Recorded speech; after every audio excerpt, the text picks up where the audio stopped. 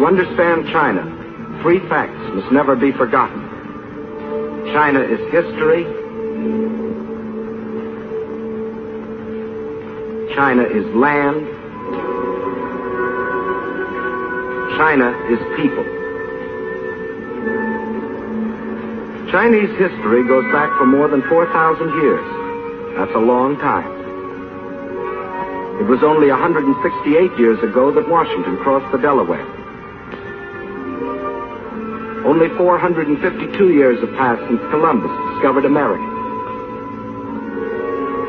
It's 1,500 years since the world saw the fall of the ancient Roman Empire. 3,400 years have gone by since Moses received the Ten Commandments. 3,700 years have passed since the pyramids were built.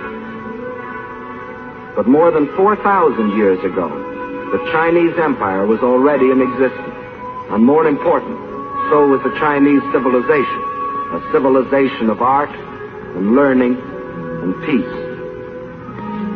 Yes, China is history. And China is also land. More land than the entire continent of Europe. A third larger than the United States. And rich in raw materials. This vast area consists of China proper and 4 outer provinces. To the north is Manchuria, huge and desolate, but abounding in raw materials. Next to Manchuria are Mongolia and Xinjiang. Here lies the Gobi Desert, a vast plateau twice the size of Texas, inhabited by nomad tribes who lead their camel caravans back and forth over ancient trade routes. To the west is Tibet, the icy roof of the world, its borders encompassing the eastern end of the Himalayan mountains. The mystery land that few have entered. And from these vast mountains of the west rise the 3 great rivers which are China's lifeblood. The northernmost of these is the Huanghe, the Yellow River, often known as China's Sorrow because of its frequent flooding. Far to the south flows the Zhejiang, the Pearl River, which enters the sea past the great ports of Canton and Hong Kong. But the greatest river of all is the one that flows between, the Yangtze, winding for 3,000 miles through the heart of China, bringing fertility to the good earth, and bearing upon its broad waters half the commerce of China. Yes, China is land, next to Russia, the largest country in the world.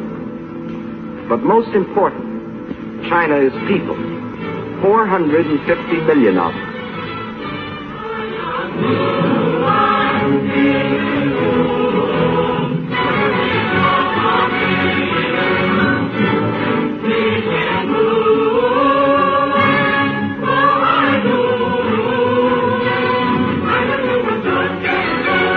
If the whole population of China were to walk past you, 4 abreast, there would never be an end to the procession. For new Chinese would be born and would grow up before the last man could pass by. Of every 5 persons on the face of the earth, 1 is a Chinese. And since 1/5 of all the human beings in the world are Chinese, we should know what sort of people they are. Well, in all their 4,000 years of continuous history, they have never waged a war of conquest. They're that sort of people. They developed the art of printing from movable type. They invented the mariner's compass, without which no ocean could be crossed. They were among the first astronomers, and their observations of the stars and planets made possible the accurate measuring and recording of time. They are that sort of people. And why do we call our dishes China? Because the Chinese invented the art of making porcelain. And, as we all know, they invented gunpowder, not as a weapon of war, but to celebrate their holidays and religious festivals. And it was one of China's great philosophers who, 500 years before the birth of Christ, gave mankind these words: "What you do not want done to yourself, do not do to others." They are that sort of people, enriching the world in which we live. Yes, China is incredibly old, incredibly big, incredibly popular.